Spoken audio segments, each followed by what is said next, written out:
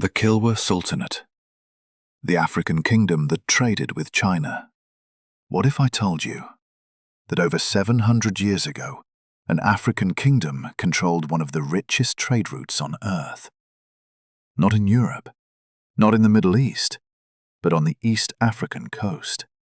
A place where gold, ivory, spices, and silk moved across the Indian Ocean, linking Africa directly to Arabia, India, and even China.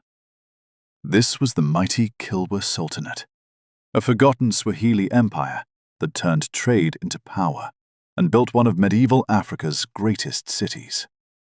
Along the coast of present-day Tanzania, on a small island called Kilwa Sultanate, was a kingdom that would dominate Indian Ocean trade for centuries. Founded around the 10th century, Kilwa was perfectly positioned between inland Africa and overseas markets, and that location changed everything. Ships from Arabia, Persia, India, and China arrived at its ports, bringing fine cloth, porcelain, jewelry, and spices. In return, Kilwa exported gold from southern Africa, ivory, timber, and other valuable goods the world desperately wanted. The gold that built an empire. Kilwa's greatest source of wealth came from gold. Huge amounts of gold traveled from the interior kingdoms near present-day Zimbabwe, especially from the region connected to Great Zimbabwe. Kilwa merchants controlled the flow of this gold to overseas buyers, and because of that, the city became incredibly rich.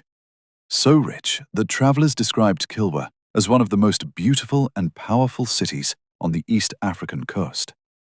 Stone houses rose above the shoreline, mosques were built from coral stone, and merchants lived in luxury while ships crowded the harbor.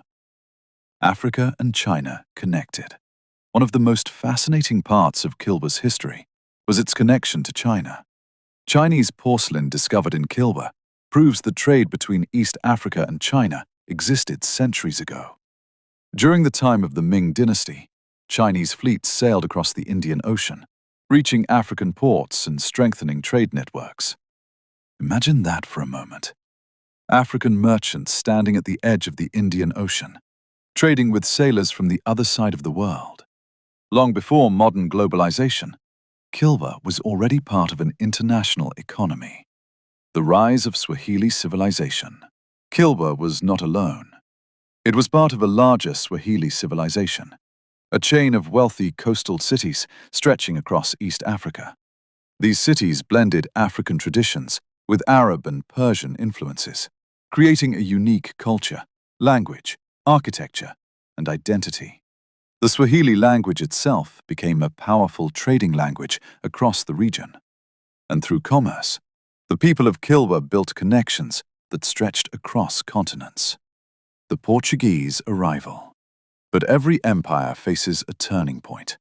In the late 1400s, the Portuguese arrived in the Indian Ocean, seeking control of global trade. Led by Vasco da Gama, they disrupted existing trade networks and targeted wealthy coastal cities like Kilwa. Eventually, Portuguese forces attacked and took control of the city. Trade declined, power faded, and the once glorious sultanate slowly lost its dominance.